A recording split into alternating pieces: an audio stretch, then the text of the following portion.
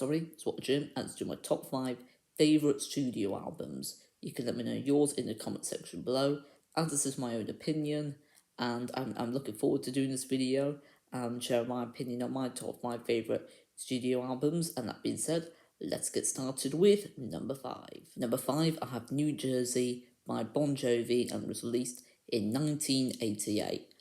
I also forgot to mention that all of these songs, in my opinion, are great. There aren't any songs that I think are just okay, good, or bad. I love all of these songs in these albums, but I just absolutely love Bon Jovi New Jersey. It's my favourite of Bon Jovi's albums. Every song is just really great songs to listen to.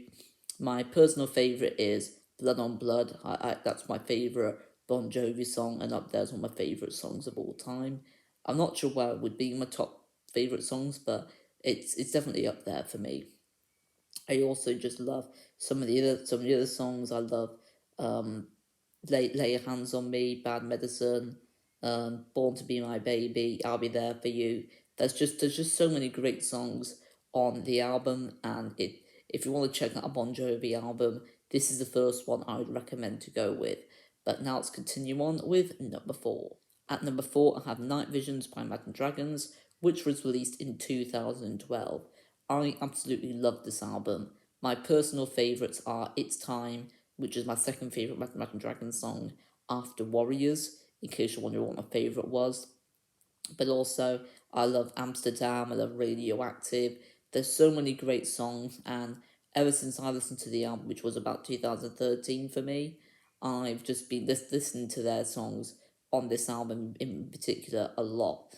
And it's just a very important album to me, and I still love listening to it to this day. I prefer it more to New Jersey just because I've listened to it more. It's been more of a part of my life for me. But we'll continue on with number 3. Number 3, I have Rubber Soul by the Beatles, which was released in 1965. This is a very important album.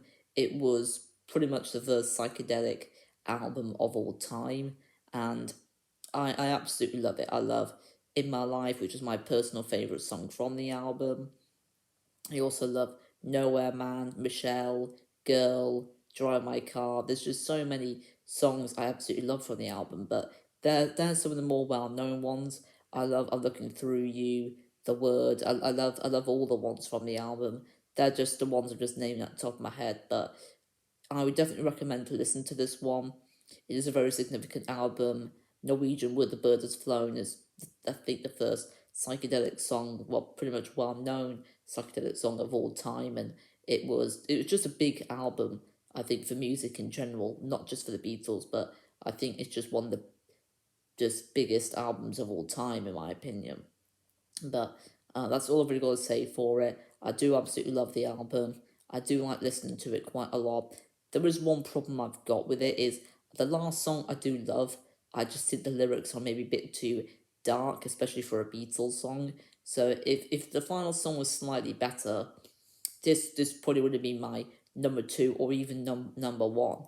It's just a bit of a shame, but I still think it is a perfect album in my opinion, even though the ending could have been slightly better, or the final song could have been slightly better.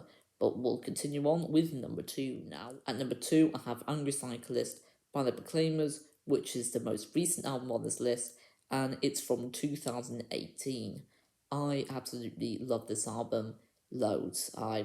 It's got Streets of Edinburgh, which is in my top 5 favourite songs of all time. If you haven't watched that ranking, I would go ahead and watch it after this. But I also love the title track, Angry Cyclist. I love Stretch. I love um, every single song on this album. And I think each song is quite unique as well, which I love. And just, they're all ones that can get stuck in your head. And I do quite like the lyrics to a lot of them as well. So that's all I've really got to say for it. It is an album you should definitely check out. And I feel like the Proclaimers, to me, are the most underrated band of all time, especially with their latest album. Not many people have heard of it, so do yourself a favour and hear the Angry Cyclist album. You won't regret it. But we're nearly there now. We're going to number 1. So my number one favourite studio album of all time is Abbey Road by the Beatles, which was released the 26th of September 1969. This album is just perfect. It's a masterpiece. First of all, I love the album cover of all the Beatles outside of Abbey Road. I actually went there 50 years of Abbey Road. It wasn't exactly 50 years, but it was of the year of it being 50 years, which was 2019. But I also just love the medley, the Abbey Road medley towards the end of the album. I love the secret song in the album. I love just every single song on this. I even love Me, Mr. Mustard, and Polythene Pam. Um, my favourites are Here Comes the Sun, Something, Golden Slumbers, Carry That Weight at the end. There's so many great instrumentals in this song as well. It's a very important one. I love the name of the album, the fact that it's called Abbey Road, because that was where they made all these songs. I also love that all the Beatles have their time to shine. Ringo has one song, George has a couple, and then then Paul and John have the rest. They have quite a lot. I would say I think yeah, definitely most of the songs are Paul McCartney's, but all the Beatles are just fantastic in this album, and I feel like it was a perfect, pretty much last album with them all being in the studio together. It was sort of like a farewell to them, and I just absolutely just love every single thing about the album. I just think it's just an absolutely amazing album. If you've not listened to it, you've got to listen to all these in my top five. But this is definitely the one I would say. This and Angry Cyclist I would check out the most, more than the other three, in my opinion. But that's all I'm going to say for my top five favourite studio albums of all time. You can let me know yours in the comment section below. I was thinking about doing a review on all these five albums, going a bit more in depth in each song, why I love them, what could be improved. But I didn't want this video to be about 20 minutes long with the rankings. So if that's something you want to do, let me know. I might just still go ahead and do it anyway. But I'm welcome to any other suggestions for music stuff to do with YouTube. I don't want to be doing too many of these, because this is not what my YouTube channel is about. It's more to do with movies and video games. This is just an extra thing I want to be talking about in my YouTube channel. I also hit 70 subscribers. I'm very happy about that.